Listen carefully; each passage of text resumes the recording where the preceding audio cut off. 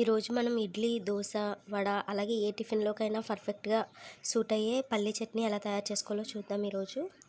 ఇప్పుడు పెనం బాగా వేడెక్కిన తర్వాత కప్పు వేరుశనగ గుళ్ళను తీసుకుందాము. నేనైతే కప్పు తీసుకున్నానండి. మీరు క్వాంటిటీని బట్టి తీసుకోండి.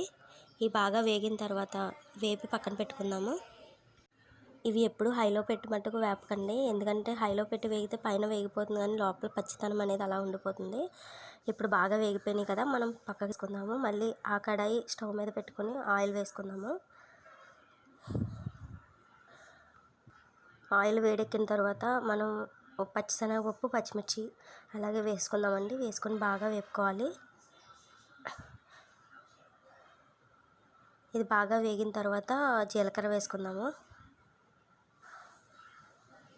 చాలా అంటే చాలా బాగుంటుందండి, ఒకసారి ట్రై చేయండి మీరు. ఇప్పుడు అల్లాన్ని కూడా యాడ్ చేసేసుకుందాము.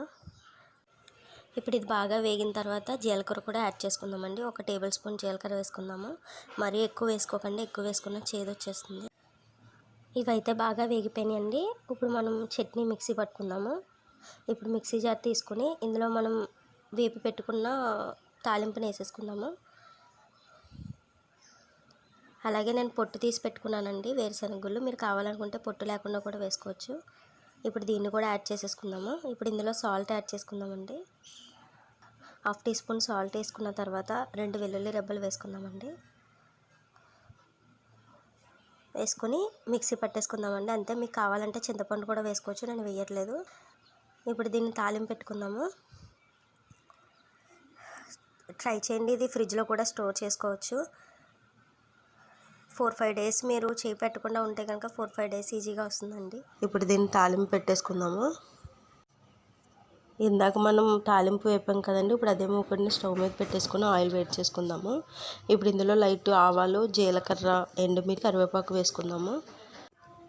లైట్ పచ్చిశనగపప్పు వేసుకోవచ్చండి, నేనైతే వేయట్లేదు. సో అంతేనండి, పల్లీ చట్నీ రెడీ అయిపోయిందండి. మీరు ట్రై చేసి ఎలా వచ్చిందో నాకు కామెంట్స్లో షేర్ చేయండి. ఈ వీడియో అయితే మీకు నచ్చిందని అనుకుంటున్నాను. ఈ వీడియో నచ్చితే కనుక లైక్ చేయండి, షేర్ చేయండి, సబ్స్క్రైబ్ చేయండి.